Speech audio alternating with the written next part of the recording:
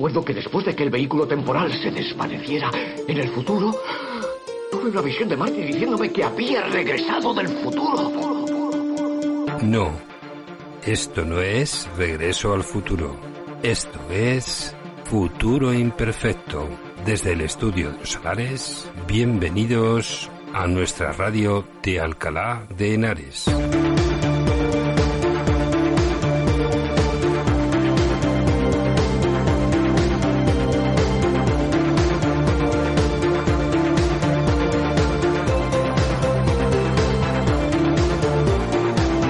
Y a los mandos de la nave que viaja al futuro, Javi Pater.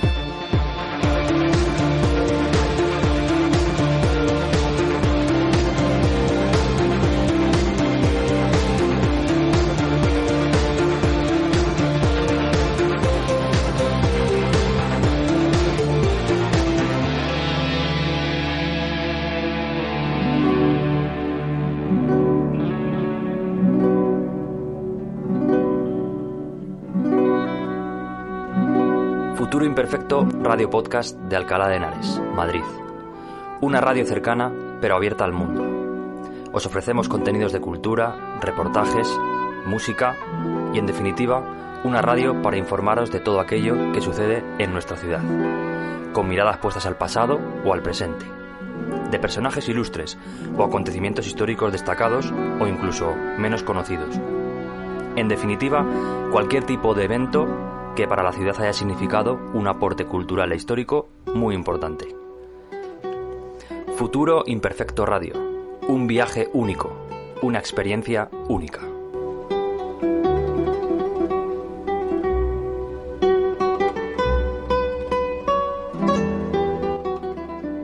Alcalá de Henares no solo es un conjunto de edificios, es una conversación entre siglos. Esta tarde nos detenemos en los edificios proyectados por Martín Pastel en la Plaza de Cervantes. Corazón urbano, cívico y simbólico de la ciudad. Un escenario donde se cruzan poder civil, vida económica y la representación simbólica. En este contexto, la figura de Martín Pastel adquiere una relevancia que va más allá de lo arquitectónico. Sus edificios no solo ordenan el espacio, también contribuyen a una identidad urbana. Este año, en el 175 aniversario de la Sociedad de Condueños, resulta especialmente pertinente mirar estos inmuebles, no como piezas aisladas, sino como parte de un proyecto colectivo de ciudad. Martín Pastel trabaja en un momento clave cuando la arquitectura deja de ser únicamente monumental y comienza a dialogar con la funcionalidad, la economía y la representación burguesa. Sus edificios en la Plaza de Cervantes responden a un Alcalá que quiere orden, estabilidad y una imagen acorde con su historia universitaria y su vida civil. Fachadas, proporciones, ritmos de vanos y soluciones constructivas hablan de un lenguaje sobrio, racional, pero profundamente simbólico. La arquitectura de Pastel no busca imponerse, sino durar, y quizás por eso sigue formando parte de nuestra experiencia cotidiana de la plaza. Y ahora escucharemos la conferencia Los edificios de Martín Pastel en la Plaza Cervantes por José Jules Peñalba.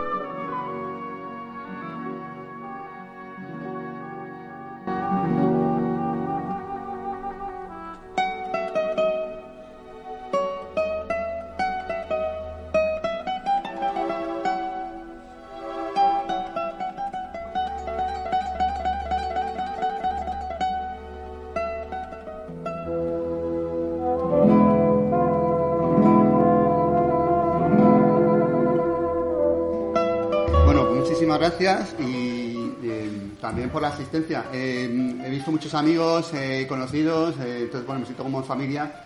La verdad es que tenía cierta presión. Encima cuando llegaba me han empezado a decir, bueno, es que hay mucha expectación con tu conferencia y uno ya pues como que se pone más nervioso, pero bueno, gracias al momento este de relax que hemos tenido y de risas, pues yo creo que puede ir la cosa más fluida. Bueno, la idea principal. Y ahora ya voy desarrollando. Pues efectivamente, tiene razón don José Félix, Martín Pastel es el arquitecto más importante de Alcalá de Henares en el límite entre el siglo XIX y el XX. Y prácticamente reconfigura la ciudad, y en particular la Plaza de Cervantes, que es de lo que vamos a hablar hoy. Tiene muchísima obra en Alcalá, también en Zamora, no sé si hay aquí alguien de allá, de Zamora. ¿No? Bueno, pues voy a hacer alusiones a Zamora, y además un sitio estupendo para ir a ver, porque, bueno, pues también tiene una obra allí que supone como un antecedente de lo que él luego va a hacer en Alcalá. Y bueno, pues es una figura que todavía está, en cierto modo, por descubrir. ¿De acuerdo? Lo que yo voy a contarles hoy lo he publicado recientemente. Entonces, si tienen muchísimo interés y quieren ir pues un poco más al discurso textual de lo que pueda hoy contar, más bien a través de imágenes, pues lo tienen aquí disponible. En el último encuentro de historiadores de Valle de Henares presentó una comunicación breve de los nuevos datos históricos que habían aparecido. También he extractado documentos interesantes sobre todo de su biografía, y luego en este último artículo de una revista de la Universidad de Valladolid, el Boletín del Seminario de Estudios de Arte y Arqueología, que hace esa comparativa, como les decía, entre la obra de Zamora y de Alcalá de Henares. Este acaba de salir hace un mes prácticamente. Una vez resituados, lo que voy a hacer es contar primero algunas cuestiones más de carácter biográfico para entender un poco la trayectoria. Luego voy a ir muy de pasada por lo que hace en Zamora, que es interesante por lo que digo de esa parte un poco preliminar. Y finalmente nos centramos en los edificios de la Plaza de Cervantes, que son varios, además de los tres conocidos que pertenecen a la Sociedad de Condueños, y alguna cosa que creo que también pues conviene aclarar, que hay ahí una confusión que puede ser interesante, pues de alguna manera solucionarla. Bueno, esta es la genealogía de Martín Pastel, que se puede reconstruir gracias a la partida de bautismo, que la tenemos en el Archivo General de la Administración, y a la de defunción, que está en el Registro Civil de Madrid. Entonces, como ven, pues es un señor que ya por el apellido pues sabemos que es catalán, que tiene que ser catalán. Efectivamente nació en Figueras en 1856. Sus padres son Pedro Pastels y Catalina Papel. Él es hermano de otro personaje importante que se llama Pablo Pastels, que si le buscan en internet van a encontrar bastante información sobre él, porque era un misionero jesuita e historiador de Filipinas. Entonces es otro personaje interesante. De hecho, por ejemplo, en Pares, los historiadores, en el Archivo Histórico Nacional, pues hay referencias también a Pablo Pastels. Este señor empieza su vida en Cataluña, estudia en Figueras primero, luego en Barcelona, y ya posteriormente vendrá a Madrid. No sabemos por qué razón viene a Madrid, pero lo que sí les puedo decir es que él está dispuesto a viajar por toda España, porque una cosa que va a hacer es presentarse a oposiciones de docente. Y se presenta a oposiciones en toda España. Entonces, no le importa en ese sentido viajar, y por eso pues acaba en Zamora primero y finalmente aquí en Alcalá de Henares. Su esposa es Carmen Peñuelas. Se casa con Carmen Peñuelas Sánchez. Y aquí pues les voy a contar un poco una anécdota. Yo tuve la suerte hace unos años de contactar con los herederos de Martín Pastels, con la familia. Y entonces me contaron una anécdota como muy, muy propia, muy familiar de este señor, y es que el suegro, este José María Peñuelas, no le quería. Le parecía poca cosa para su hija. Entre otras razones, este señor era abogado, pero también era medio noble, era el barón de Peñuelas. Entonces, claro, pues este arquitecto, que tampoco era todavía arquitecto del todo, era más bien docente. Los profesores tenemos esta fama, ¿no? Este desprestigio en España, lamentablemente, pues le parecía poca cosa. Y entonces se casaron sin el consentimiento paterno. Y dejaron de hablarse durante un tiempo. Entonces este conflicto familiar solamente se solucionó porque un día iban los dos, Martín Pastels y Carmen Peñuelas, con la primera hija, con María Luisa, recién nacida prácticamente en brazos, y se los encontró el padre en el tranvía, en Madrid.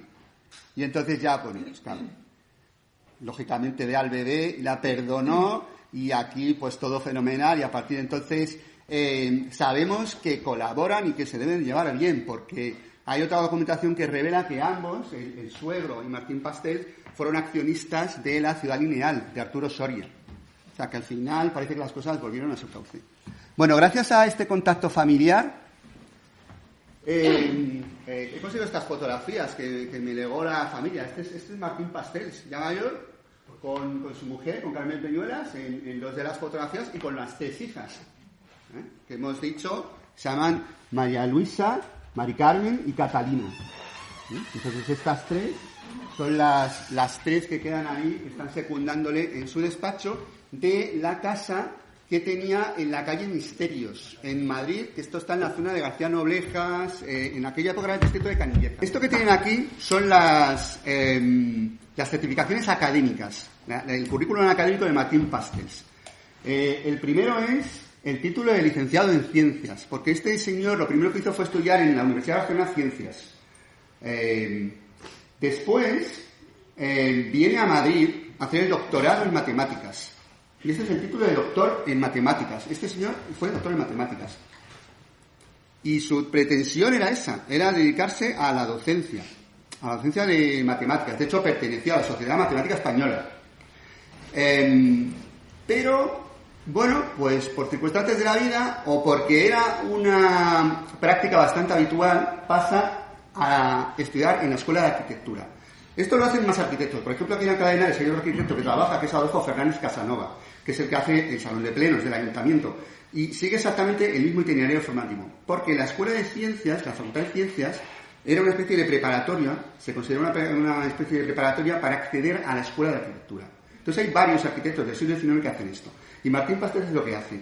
Se doctora en Matemáticas y entra a la Escuela de Arquitectura. Este es su expediente académico, que firma Ricardo Velázquez Bosco, es otro arquitecto muy famoso, le conocerán porque es el autor del Palacio de Cristal y del Palacio de Velázquez en el Retiro. Este señor era el secretario de la Escuela de Arquitectura, y este, que es el certificado académico de Pastel, está firmado como secretario de la escuela por Velázquez Bosco.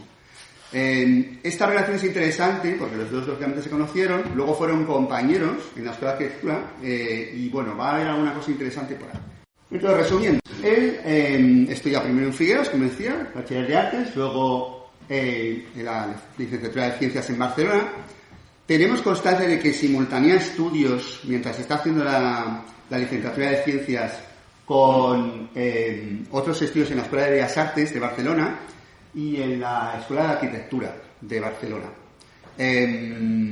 Luego viene a Madrid, hace el doctorado, luego pasa por la Escuela de Arquitectura y se presenta, a partir de ese momento se presenta a varias oposiciones de profesor de matemáticas, tanto para enseñanza secundaria como para universidad. Intentas conseguir una plaza de auxiliar, de profesor de ciencias auxiliar en la Universidad Central, lo que hoy es la Complutense. Como no le sale, va probando cosas y aparece esa plaza de arquitecto municipal de Zamora. Y él se presenta y se la dan además casi por unanimidad. ¿Y por qué se la dan?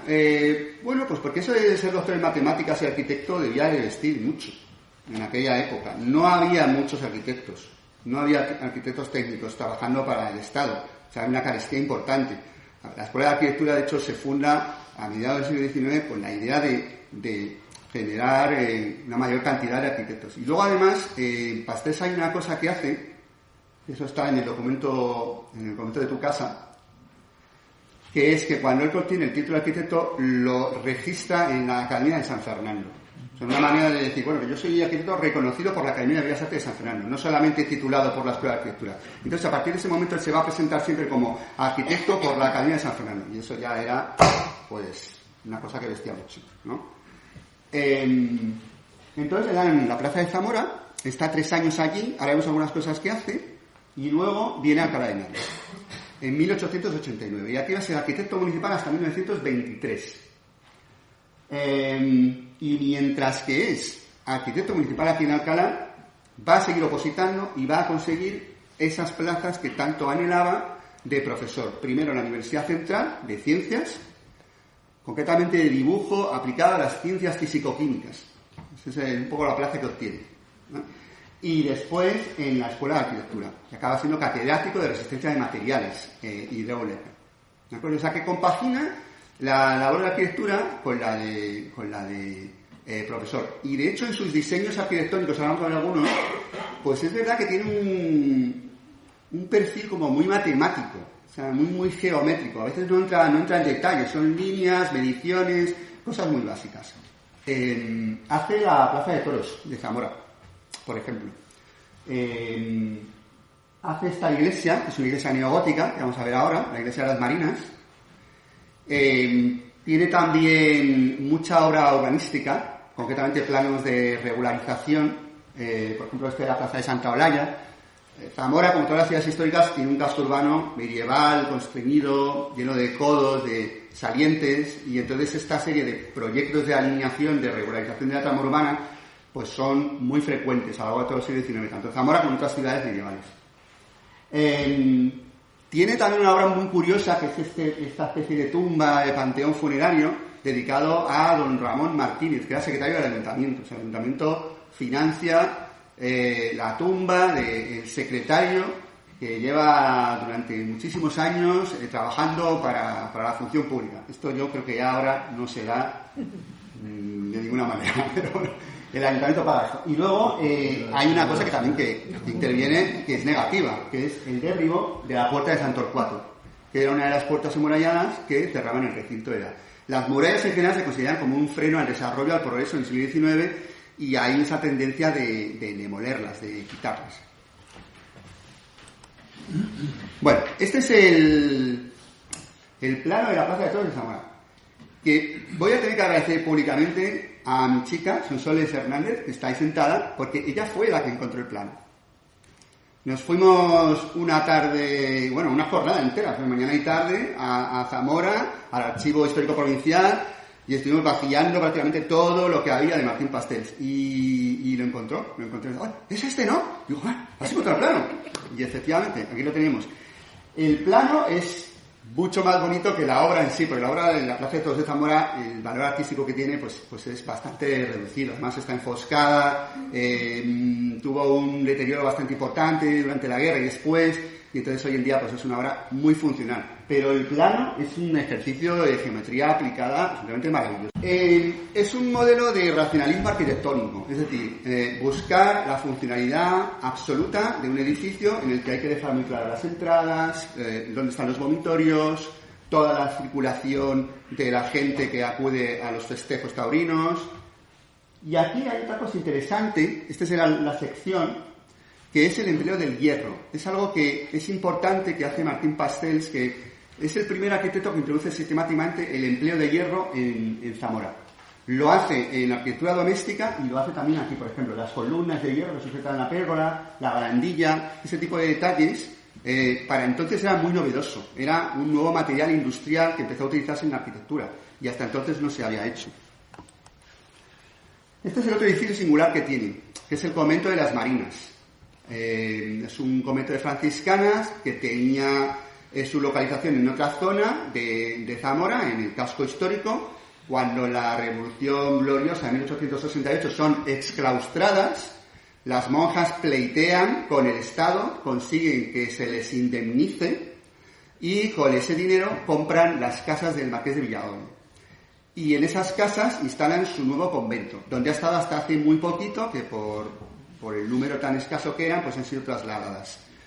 Tienen la casa, pero lo que no tenían era capilla. Entonces le encargan a Martín Pastels que haga la capilla, que es esta iglesia muy sencilla, de estilo neogótico, que al interior tiene este aspecto y que además la obra sirve para regularizar este entorno urbano, que es la plaza de Fray Diego de Deza. Bueno, el proyecto también era mucho más interesante que el acabado final de la obra. El acabado final es bastante pobretón, además tiene ese color salmón un poco extraño. Y aquí, bueno, pues lo que vemos es pues un rosetón mucho más bonito, más acabado, una especie de torreta con esos chapiteles y gavetes neogóticos, o sea que hubiera sido una obra bastante interesante, comparada con la que al final pues resultó, pues desmerece un poco, ¿no? Bueno, y luego tiene arquitectura doméstica. Tiene bastante arquitectura doméstica, casas, de las cuales he traído estos dos proyectos que me parecen más interesantes desde el punto de vista artístico, que son este de la casa de la Condesa de Borros, en la Rueda de los Notarios, y este otro, que es la mansión de Felipe Fernández. Entonces, son casas que están dentro de una tendencia muy propia denominada fachadismo, que es renovar la fachada, el aspecto, el ornato público, se llama en aquella época, de las construcciones en el entramado urbano medieval de Zamora, que ya pues estaba lógicamente muy anticuado y muy deteriorado. En estas dos imágenes también vemos, como decía antes, el empleo sistemático del hierro, en balcones, en rejerías, en cresterías, en detalles y en algún caso también en elementos estructurales, no solamente decorativos, por ejemplo vigas, cercos de puertas, de ventanas. Esto es algo que utiliza sistemáticamente. Entonces no tiene extrañeza que luego a la larga Martín Pastés acaba siendo profesor de la Escuela de Arquitectura de materiales, de resistencia a materiales, porque ha estado experimentando con materiales durante toda su carrera arquitectónica, con el hierro aquí en Zamora y luego aquí en Alcalá con el ladrillo. Esta es una obra fundamental que supone el culmen de este desarrollo del hierro y también por una cuestión un poco de localización, que es muy similar a la casa de la calle del Tinte. Esta es una casa que hace esquina entre las calles Renova y San Andrés y que da un poco de lejos, pero da a la esquina de la Plaza Mayor de Zamora. Es exactamente la misma situación de la casa de la calle del Tinte Libreros hacia la Plaza Mayor, hacia la Plaza de Cervantes. Pero aquí lo interesante además es ese empleo del hierro en esa balconada y en esa especie de miradores cilíndricos en donde utiliza una decoración geométrica, vegetal, muy interesante. Por otro lado, habla de una nueva concepción del espacio urbano. No es un espacio urbano mercantil como el de la Edad Media, por ejemplo. Es un espacio urbano burgués, en el que importa lucirse. Un balcón como este permite que el señor de la casa, en este caso era un concejal del ayuntamiento, se dejara ver desde el mirador, mirara desde esa esfera de la superioridad a la calle y se generasen una serie de connotaciones un poco clasistas, muy propias de la burguesía, de la oligarquía de finales del siglo XIX, que hablan de una nueva forma de entender el espacio urbano. Bueno, y con este bagaje llega Alcalá. Y en Alcalá de Henares es nombrado arquitecto municipal en el año 1889. Y aquí tienen algunas de las obras que hace Martín Pastés. No todas, luego voy a poner una lista donde van a verlas con más claridad. La de la esquina es la fábrica de electricidad, que estaba en la calle Cardenal Sandoval, que ahora es un museo de la Semana Santa, ¿no? De la Centro de Interpretación de Alcalá Medieval. Eso es el Matadero Municipal, el Centro de Casas Regionales. Arriba está la ermita del Val, para que hace un proyecto que la documentación dice que aquello, más que una ermita, parecía una catedral. O sea, que iba a ser una cosa algo espectacular, que finalmente no lo termina, no lo hace y lo concluye luego Astillos, que es el siguiente arquitecto municipal.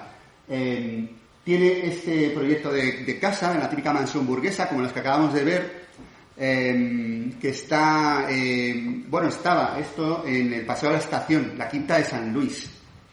Desde estos edificios modernos que están ahora ocupando ese solar, pues estaba esta especie de mansión burguesa, un poco al estilo del Hotel Laredo, más modesto, y sobre todo marcando ese eje de expansión urbana, ese ensanche de la ciudad hacia el ferrocarril, que es algo que también va a pasar en Zamora. De hecho, una de las casas que les he puesto antes estaba en la glorieta, en el Paseo de la Glorieta, que es una línea de ensanche de la ciudad de Zamora hacia el ferrocarril. O sea, que hay cosas como que se repiten.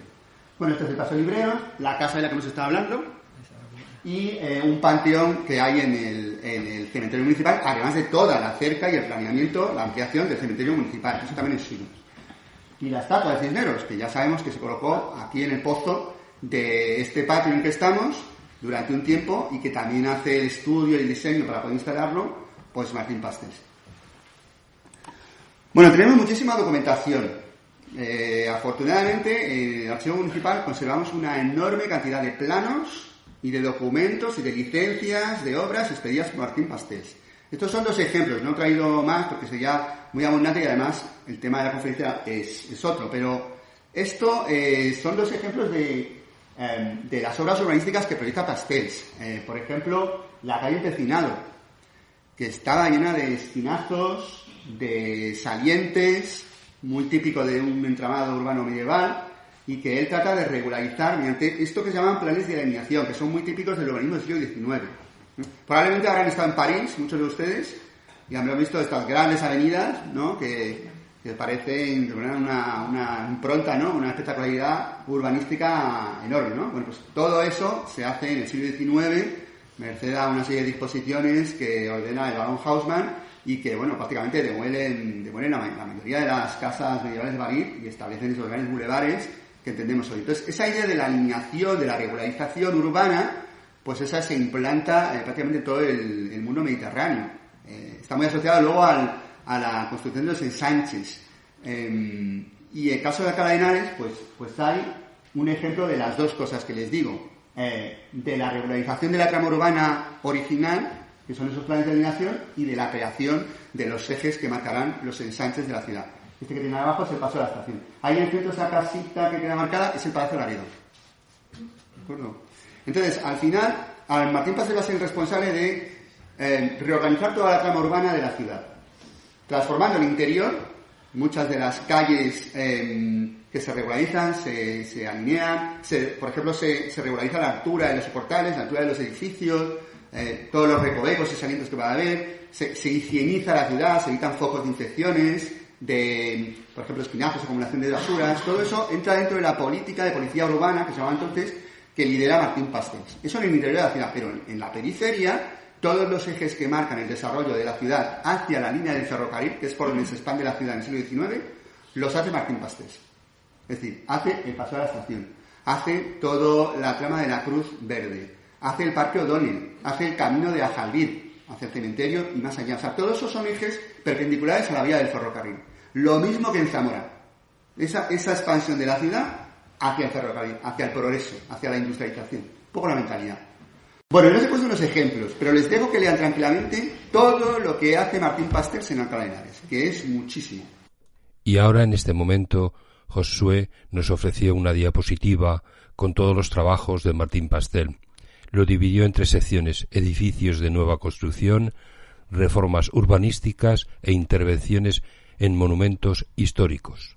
En el primero, edificios de nueva construcción, tenemos casas en la Plaza de Cervantes, Calle Mayor, Puerta de Madrid, Calle Libreros, Tinte, Cervantes, Santiago, Talamanca, Cerrajeros, Escritorios y Santa Úrsula, y algunas más.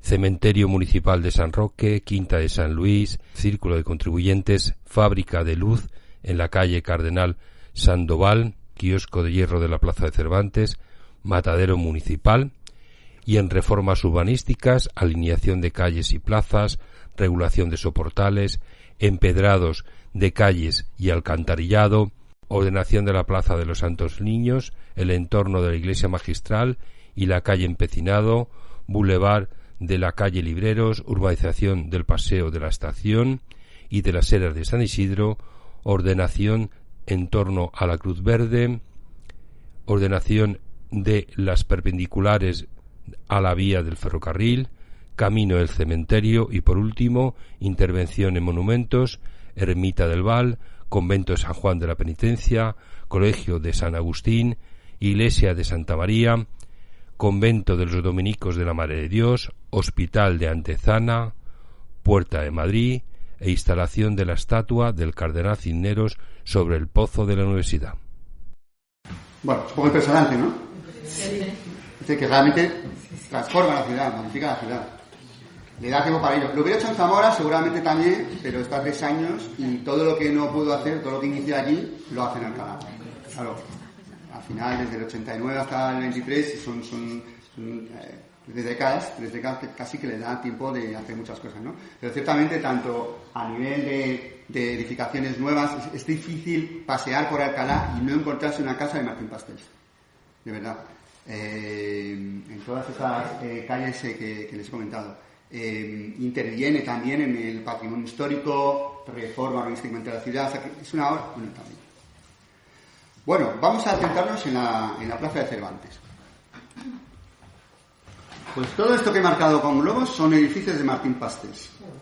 O sea, los tres conocidos, evidentemente, pues son los que siempre nos suenan y aparecen ya en las guías de Alcalá de Henares correctamente atribuidos, ¿no? El Kiosco de Hierro, el llamado Hotel Cervantes y el Círculo de Contribuyentes, pero también esas otras casas que hay a lo largo de la ciudad.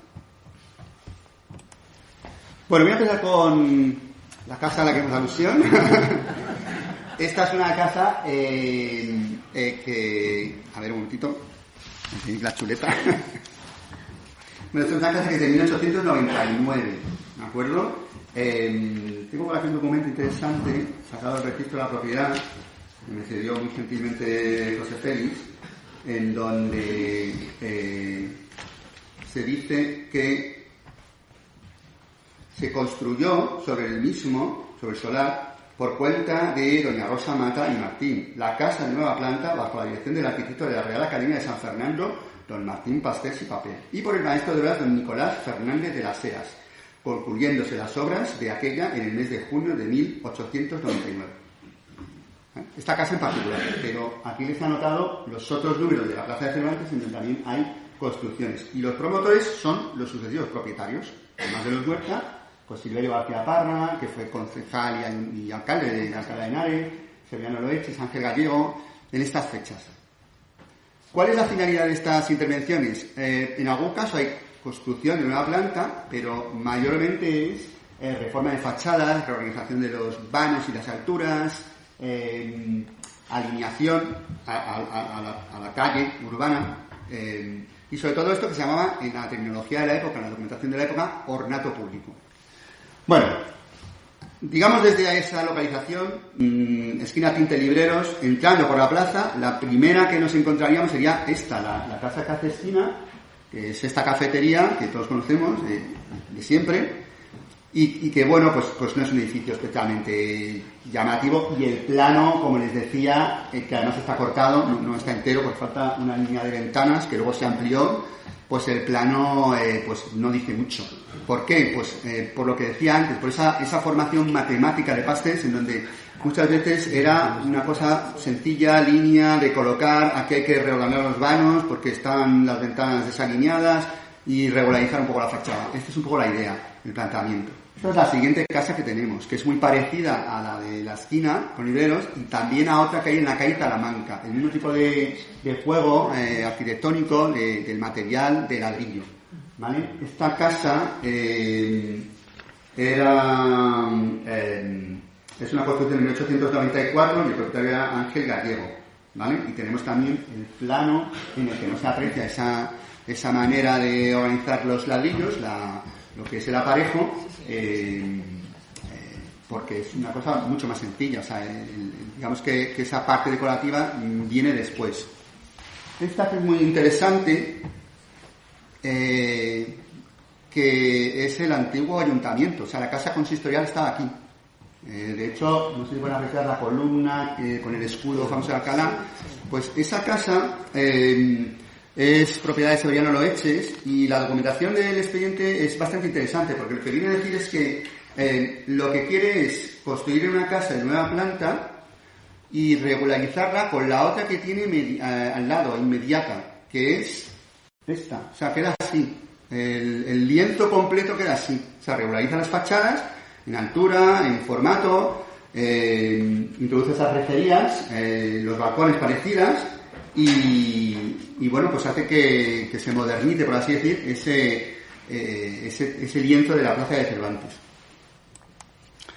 Y la última que he descubierto, que yo estaba detrás de ella pensando, creo que es de Martín Pastés, casi seguro. Pues es esta, que es la de la esquina, a la calle Santa Úrsula, que era una peluquería hace tiempo, y ahora es una tienda de vestidos de novias. Ahora ya nada, fue una tienda. Ahora ya nada. Fue una tienda de pues esta casa yo llevaba muchísimo tiempo viéndola, digo, tiene que ser de pastel, seguro, un poco la cama de ladrillo, la tenía que ser, y ya lo busqué en el archivo municipal y buscaban esta casa y la encontraron. La encontraron y efectivamente ahí está el plano firmado. Y igual, como ven otra vez, bueno, hay un pequeño detalle de los modillones que marcan un poco el alero del tejado, pero nada más, no hay ninguna otra referencia de ningún tipo. Pero bueno, pero estas casas sí que sabemos que son suyas porque coincide el plano, la forma, pero también la localización. O sea, está claramente marcada que esta es en la calle Santa Úrsula número 2, esquina Plaza de Cervantes. Lo dice hacia la documentación, por lo cual no tenemos duda. Bueno, vamos a la parte, digamos, más representativa, que es este lienzo de la Plaza de Cervantes, que es el ala oeste, ¿no? Sería el ala, como la Casa Blanca, no sería aquella, ¿no? Es el ala oeste de la manzana fundacional de la universidad. Entonces esta es una acuarela muy conocida, muy publicada ya, de Valentín Calderera, que muestra el estado que tenían estos edificios que había en ese lado de la manzana fundacional, dando la Plaza de Cervantes, pues antes de que se construyera todo lo que ahora vemos, ¿no? Se ve muy bien también en el dibujo el arco de entrada por la calle Pedro Gumiel al recinto universitario, que marcaba un poco la autoridad y la jurisdicción universitaria. Pero como ven, pues pues eran unas casas un poco de pueblo, ¿no? Un poco esa fisonomía que cerraban por ese lado, quizás es cierto con poca dignidad arquitectónica. Esto ya se ha intentado, a lo largo de la historia, se ha intentado transformar en varias ocasiones. Hay un proyecto muy conocido de Ventura Rodríguez, de finales del siglo XVIII, que pretende transformar por completo, demoler la capilla de San Ildefonso, por cierto, y hacer un gran templo neoclásico con entrada aquí, con entrada desde la Plaza de Cervantes. Que conservamos los planos, son maravillosos, una obra de arte neoclásico estupenda, sobre papel.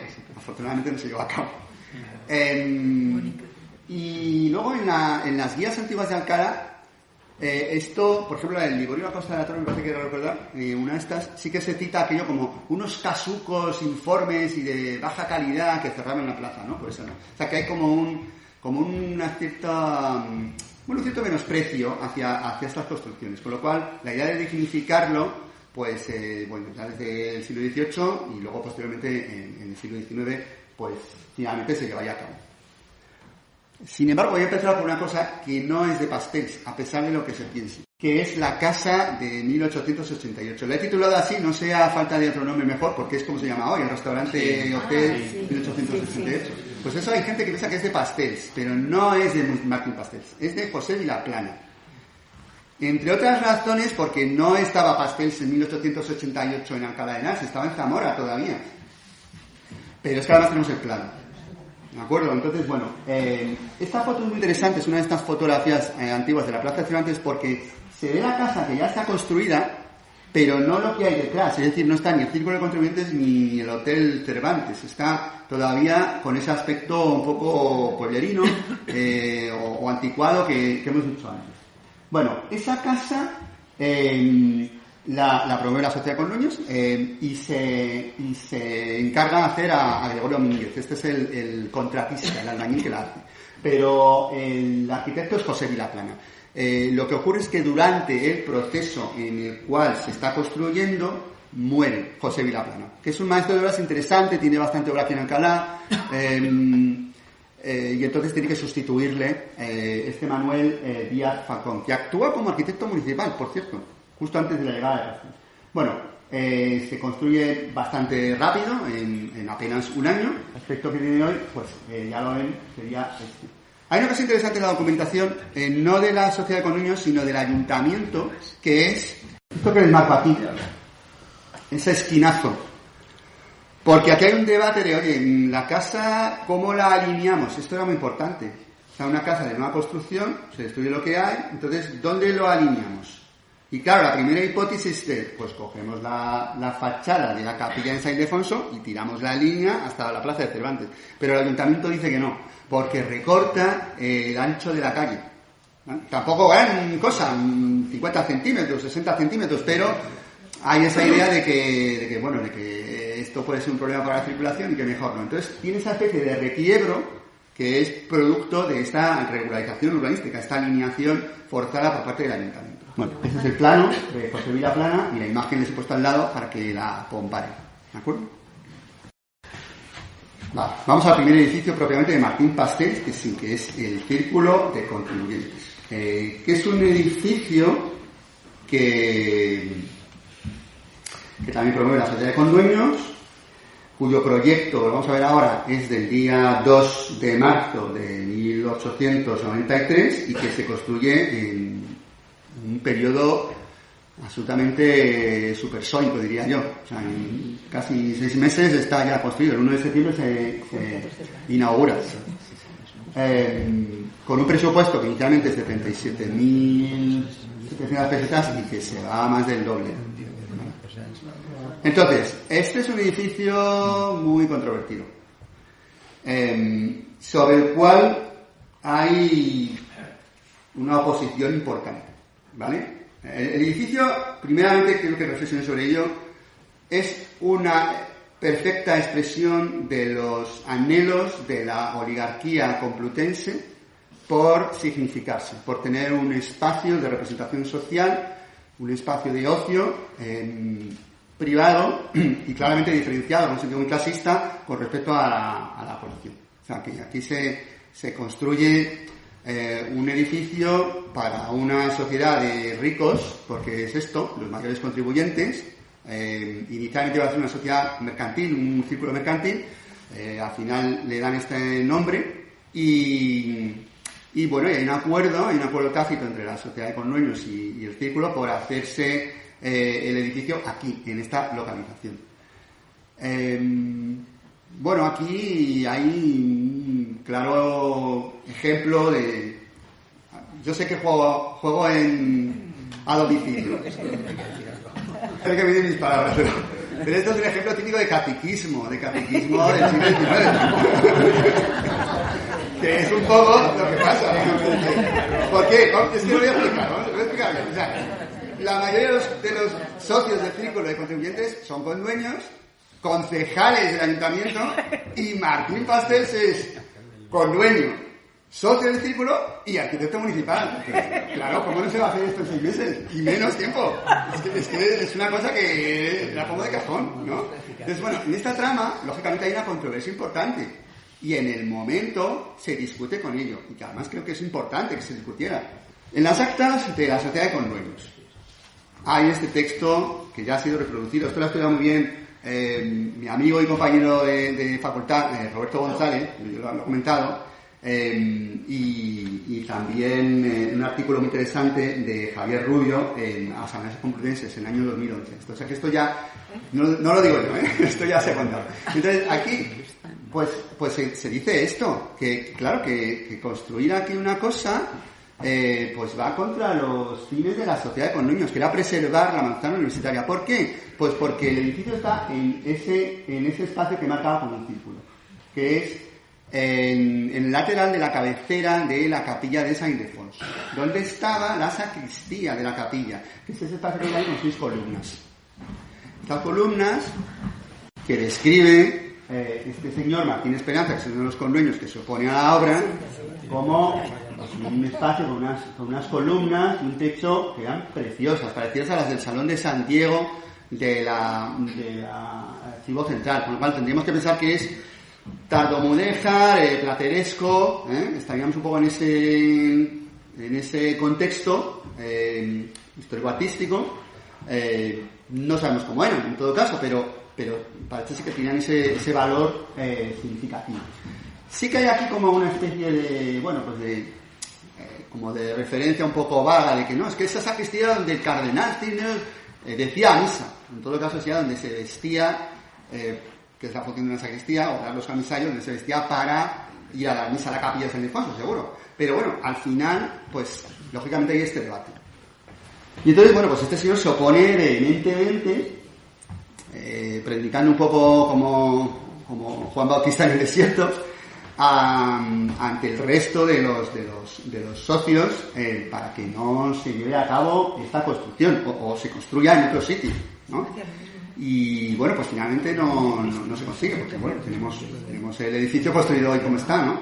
De hecho, la votación es bastante unánime, son 62 votos a favor contra 14. O sea que los defensores del patrimonio en este sentido, pues salieron perdiendo. Bueno, Yo voy a hablar de Martín Pastels. Yo adoro la obra de Martín Pastels, entonces, pues bueno, también tengo que hacer balance y decir, bueno, es verdad que se destruyó aquello, que también hay documentación que dice que estaba muy deteriorado, ¿vale? Y a cambio, pues se ganó este edificio, que es un edificio maravilloso. Lo tenemos en una fotografía de la época, y aquí lo tenemos en el plano de Martín Pastels, que está guardado en el archivo de la Sociedad de Económicos. Bueno, el plano es maravilloso. Aquí sí que se nota que es una obra importante, no como las que hemos visto que se reducen a la geometría. Aquí detalla la decoración de cada uno de los elementos.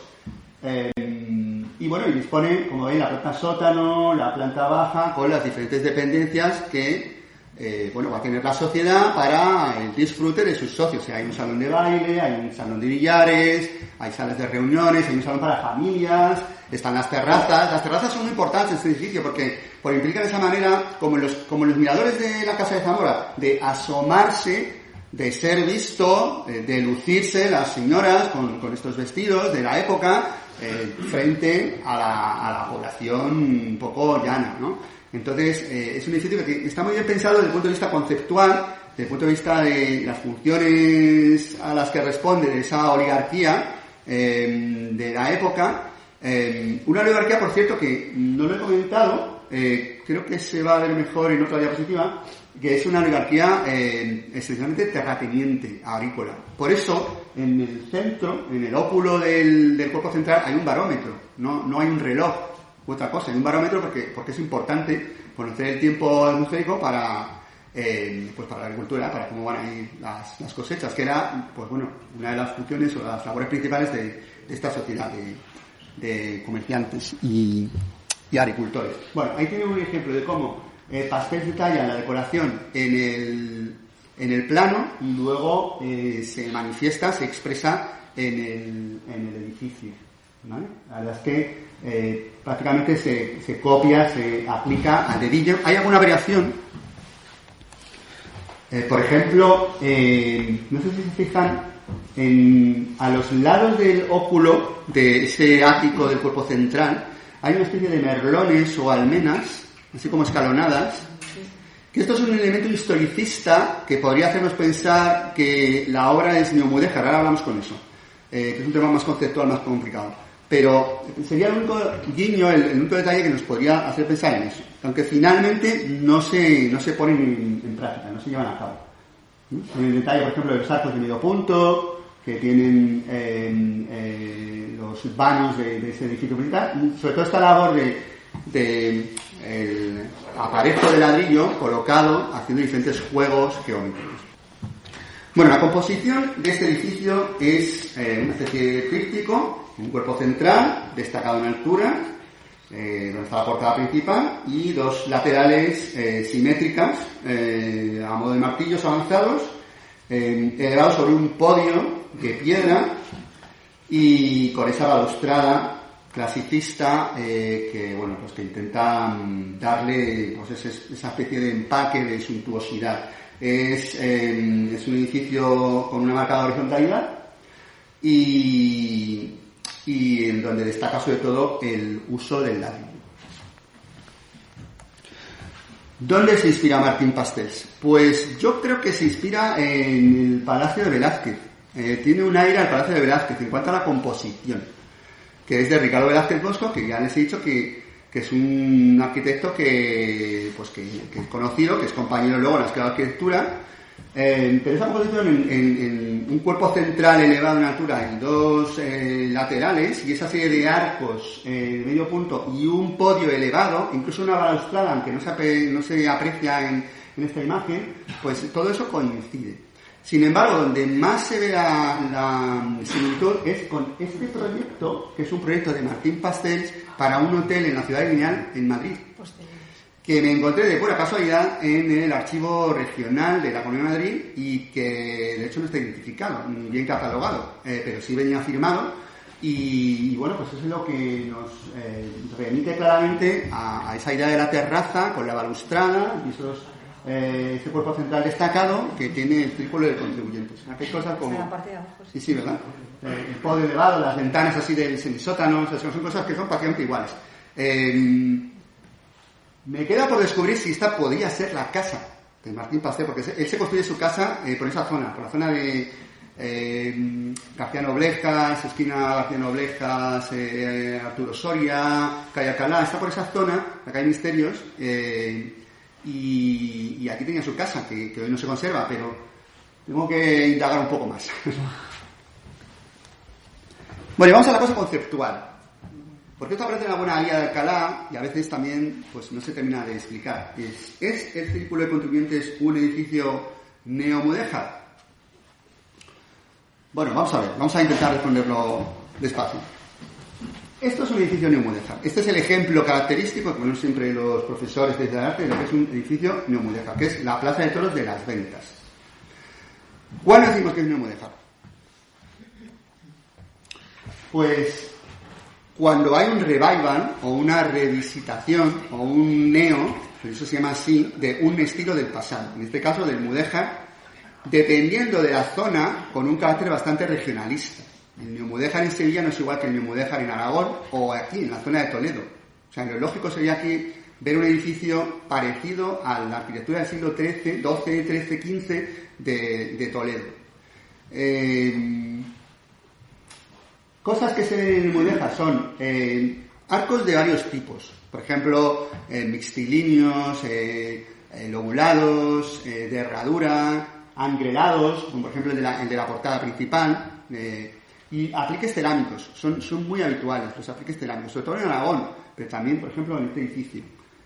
La sepca, que es esta decoración a base de rombos que habrán visto seguramente en la Giralda de Sevilla, ese es otro elemento típico del mudéjar que se replica, ¿vale? Entonces, cuando hay este tipo de cosas en un edificio y hay un marcado carácter historicista, pues podemos decir que es neomudéjar. Cuando lo que tenemos es un edificio que es más bien ecléctico, porque mezcla varias cosas, utiliza el ladrillo con un sentido más racionalista, más de colocar hiladas de forma racional, prácticamente industrial, material que es producido industrialmente y que tiene que ver con esa idea de utilizar juegos geométricos para darle dinamismo a la fachada. Entonces estamos hablando más bien de una cosa que en los tratados de la época del siglo XIX se llamaba arquitectura de ladrillos. Y autores como por ejemplo Adel Argiler pues lo llaman así, ¿vale? Entonces, esto vamos a ir viéndolo un poco en detalle. Voy a comparar partes del Círculo de Contribuyentes con otros edificios de Madrid. Por ejemplo, esta es la ventana del lateral del Círculo de Contribuyentes con ese panel arpado de cuadradillos. Cuadradillos son como 3 ladrillos colocados así para hacer una especie de y bueno, colocados así como si fueran como en esquinilla, ¿no? Y este es una decoración parecida en otro edificio de Madrid, en la iglesia de La Paloma. El autor es Lorenzo Álvarez Capra, ¿no? Fíjense que aquí sí que hay una referencia historicista, pero ecléctica, porque hay un alfiz, esa especie de recuadro que marca el arco, que eso sí que es mudéjar, pero el arco es gótico, es neogótico. O sea que hay una cosa un poco como ecléctica, ¿vale? En el Círculo de Contribuyentes tenemos una cosa que podría ser un alfiz, podría, enmarcar en cierto modo, y un arco de medio punto. Más detalles del Círculo de Contribuyentes, ¿de acuerdo? Ese es el óculo central, el barómetro y las series de arcos. Esto también se hace en Madrid, en otros edificios. Lo hace el mismo Lorenzo Álvarez Capra, que hemos citado antes, y Emilio Rodríguez Ayuso, que es un arquitecto muy importante de la arquitectura de ladrillos en Madrid. Fíjense, el óculo es prácticamente igual que el de las Escuelas Aguirre. Las Escuelas Aguirre es un edificio que seguramente conocerán, no sé si por este nombre.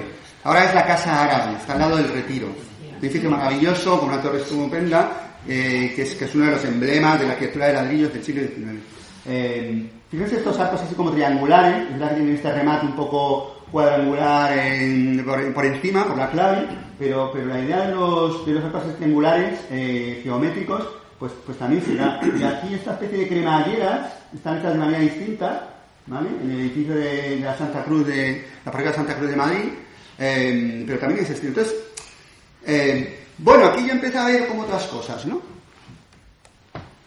Y luego, este tipo de friso ¿vale? Con esa cornisa. También la vemos en Madrid, en otros edificios, en las escuelas Aguirre de nuevo y en el manicomio de Leganés. De nuevo, Lorenzo Álvarez Capra, Rodríguez Ayuso. Entonces, este tipo de soluciones arquitectónicas basadas en el juego geométrico de los ladrillos son propios de un tipo de arquitectura que en ocasiones es ecléctica y en ocasiones tiene algo de historicismo, pero que esencialmente lo que busca es un nuevo lenguaje arquitectónico que permita dinamizar las fachadas, darle una visión diferente a base de los juegos geométricos que proporciona el ladrillo. Y de hecho, todo esto está sacado de tratados de arquitectura de la época. Vienen 3 tratados anteriores a la construcción del Círculo de Contribuyentes. Hay muchos más, pero he seleccionado estos 3 porque probablemente fueran de sobra conocidos por un arquitecto que además era docente en la Escuela de Arquitectura y en su práctica habitual como Martin Pastels, ¿vale? Este es alemán, este es un tratado alemán de 1875 y estos 2 son franceses de 1878 y 1880. Entonces fíjense que hay una cantidad de soluciones, además dibujadas de aparejos diferentes de ladrillo, de organización de elementos geométricos, de distintos tipos de decoraciones que luego los arquitectos pues van aplicando. Por consiguiente, yo no diría que el Círculo de Contribuyentes es una obra moderna. Yo diría que es una obra estupenda de arquitectura de ladrillos del siglo XIX. ¿De acuerdo? Igual que otras que se hacen en Madrid por la misma época, sobre todo de Lorenzo Álvarez Capra y de Emilio Rodríguez Ayuso. Muy similar a las obras de estos autores. Bueno, vamos con el segundo edificio, que es la Fonda, porque en la documentación aparece como tal, se le llama la Fonda. Luego acabará siendo Hotel Cervantes. Bueno, este es un edificio que es posterior, de 1913, el proyecto. Se termina en 1916, tiene un presupuesto de 58.000 pesetas iniciales que se va al doble prácticamente, y también lo promueve la Sociedad de Convenios. El contratista, es decir, el ejecutor, es de nuevo Martín Málaga, que es el mismo del edificio anterior, por cierto. Y la finalidad de construir esto, pues es esencialmente esta, una finalidad turística. Es decir, esto parte de la idea de acoger a los visitantes que pudieran venir a las celebraciones del tercer centenario de la muerte de Cervantes, en 1916, que se iba a festejar con cierto predicamento, ¿no? Aquí en Alcalá de Henares. Y en aquel momento en Alcalá además solamente había 3 posadas. Una, por cierto, es la famosa que sale en el Cid de las Niñas, de Moratín, que todavía seguía funcionando, pero que no había hoteles en Alcalá. Entonces, pues la idea es construir esto, servir de hotel y como tal, pues se publica, ¿no? Una vez que estaba terminándose la construcción, se publica en varios periódicos de Madrid y de Alcalá, pues a ver si hay alguien que se encarga de gestionarlo, ¿no? Finalmente va a ser un industrial local, Valeriano Pastor, quien se hace con ello y lo desarrolla, lo regenta como hotel hasta 1948, que deja de funcionar. Y luego posteriormente pues lo hemos conocido muchos como el Colegio Santo Tomás, ¿no? Y ahora pues es de la Sociedad de Convenios. Así que este es el plano. Tiene una composición muy clasicista, con un cuerpo lateral destacado en altura, en el extremo, similar a algunas otras obras de Madrid que vamos a ver. El estilo en este caso es ecléctico, es academicista. Fíjese que se revoca la fachada intentando imitar la piedra caliza. Hay un zócalo marcado tanto en los laterales como en el primer piso, una noria en el primer piso, planta baja, perdón. Los vanos están dispuestos de forma muy regular, muy ordenada, completamente alineados, horizontal y verticalmente. Hay unos detalles interesantes de ménsulas en los arcos superiores, de decoración con unas guirnaldas, un balcón destacado con esa balustrada y sostenido por 2 ménsulas muy potentes. Esta es una decoración muy a la francesa, que se parece bastante a otros edificios eclécticos de Madrid de aquella época, que flirtean un poco con el neorrenacimiento, el neobarroco, que ya a principios de siglo se empieza a desarrollar, y que coincide además mucho con una cosa que se llama el estilo Saldaña, que se desarrolla en Madrid en las 2 primeras décadas del siglo XX y que tiene estas características: fachadas de estructura palaciega, balcones abalustrados sobre grandes ménsulas, rejerías elaboradas, terrazas o áticos a veces abordillados y ornamentación escultórica, ¿no? Vamos a ver algunos ejemplos. Estos son detalles del edificio. Ven ahí un poco esas rejerías, los balcones, esa especie de claves decoradas, un poco neobarrocas, así con esas guirnaldas en las superiores, los jarrones, por supuesto, que los jarrones tienen una plasticidad extraordinaria, con esas carnosidades de las vegetales que adornan un poco a modo de guirnaldas, el balcón con esas ménsulas tan potentes y esas guirnaldas de decoración, el cuerpo destacado. Entonces, esto se parece bastante a otros edificios propios de Madrid en la misma época. Voy a ponerles algunos de ellos. Pero los duques de Híjar se parece mucho. Es un cuerpo destacado, no tanto en altura, pero sí un poco como saliente. Y luego ese almohadillado que les decía, en los laterales, de las ventanas, la forma de las ventanas. Este otro, que hoy es la Fundación Norman Foster, que está en la zona de Chamberí, que también repite ese tipo de elementos. Y estos otros dos, la Plaza de Salamanca, todos estos son edificios de Joaquín Saldaña, ¿vale? Que bueno, hace ese estilo de carácter palaciego, este tipo de arquitectura, en donde llegará un momento ya que se apuesta claramente por el estilo francés y bueno, va a hacer este tipo de edificios espectaculares, el Palacio de Habanero, que incluso tiene esa mansarda cubierta de pizarra muy típica francesa. Pero por ejemplo las balustradas, estos elementos que se repiten habitualmente, estos balcones, o sea que es un edificio pues muy dentro de esa estética ecléctica internacional que está de moda en aquel momento y que Pastel traduce perfectamente con el fin de darle pues una impronta suntuosa, lujosa, ciertamente espectacular a un edificio que al fin y al cabo pues se va a convertir en un destino turístico, con lo cual pues tiene sentido.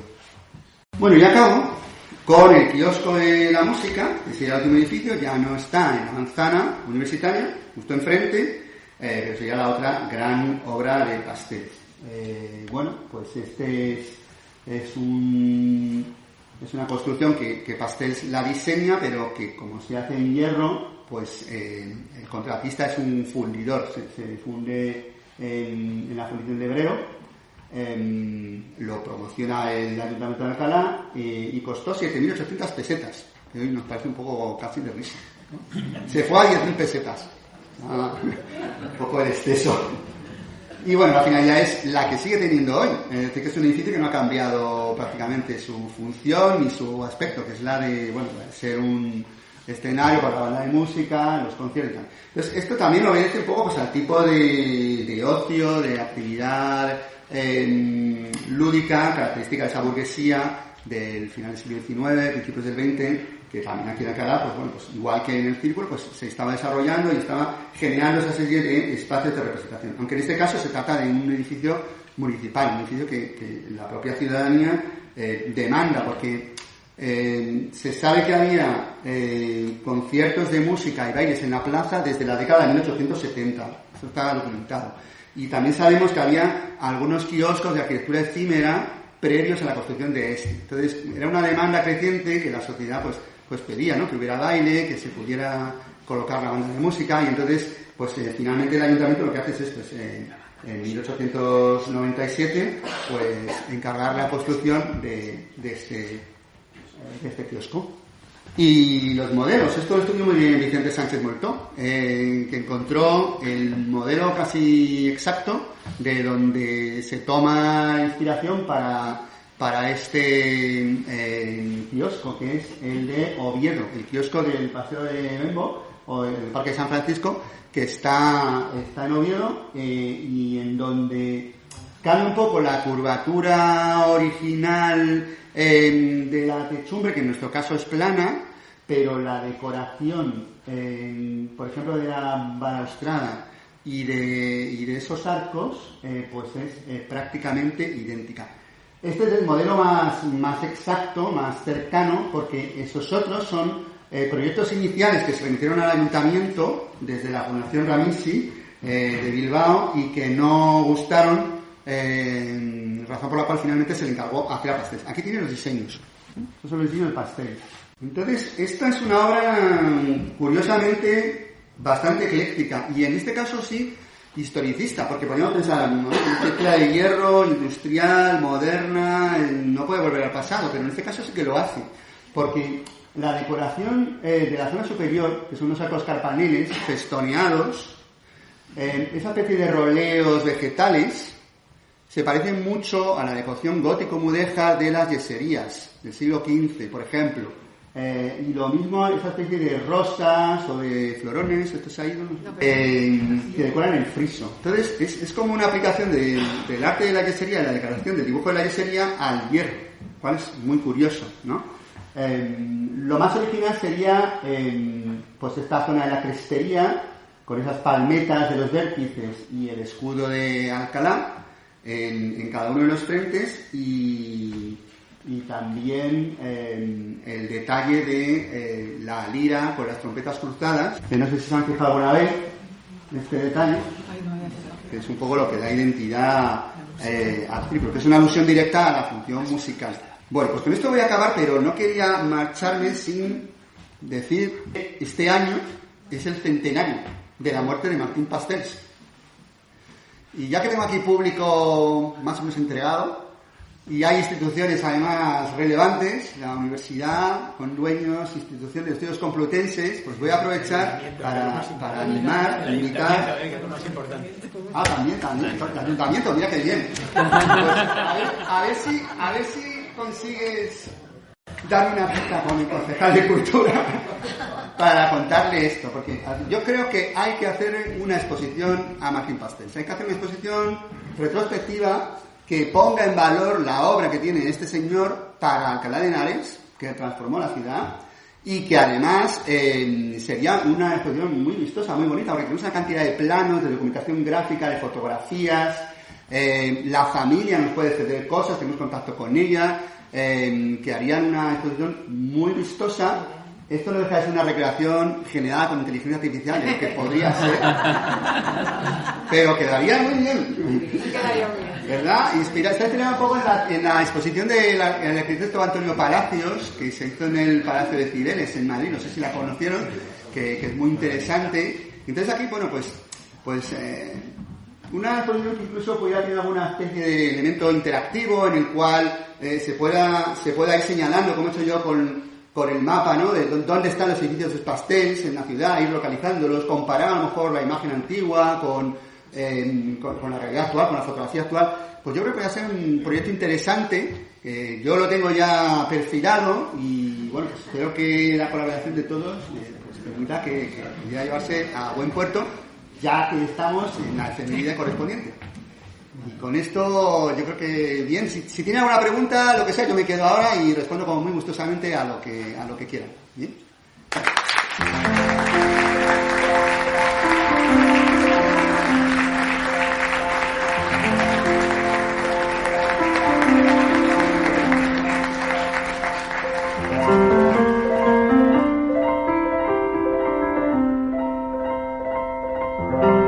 Y a continuación Javi Java os comenta cómo contactar con nosotros.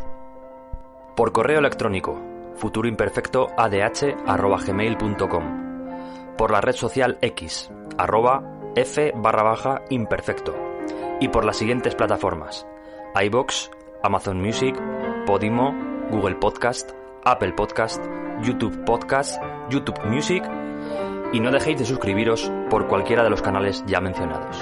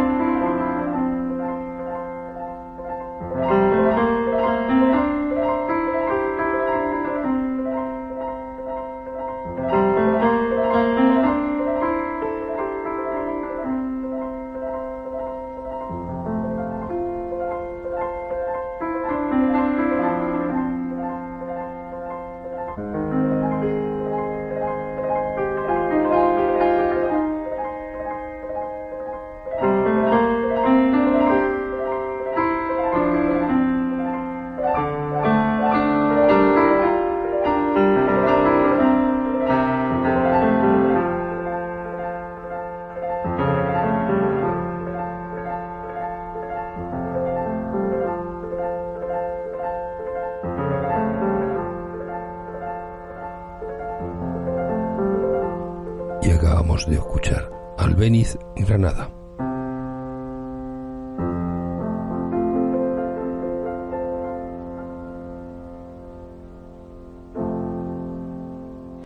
Desde hace 175 años, la Sociedad de Condoños no solo conserva edificios, conserva una forma de entender la ciudad como patrimonio compartido. En este equilibrio entre el uso, conservación y memoria, los edificios de Pastel siguen siendo testigos activos de una historia que no se ha detenido. Mirar la Plaza de Cervantes con otros ojos es también una forma de habitarla mejor, gracias a quienes desde la arquitectura, la docencia, la investigación y la custodia patrimonial hacen posible que esta conversación con el pasado siga viva. Gracias por acompañarnos en la Universidad de Alcalá.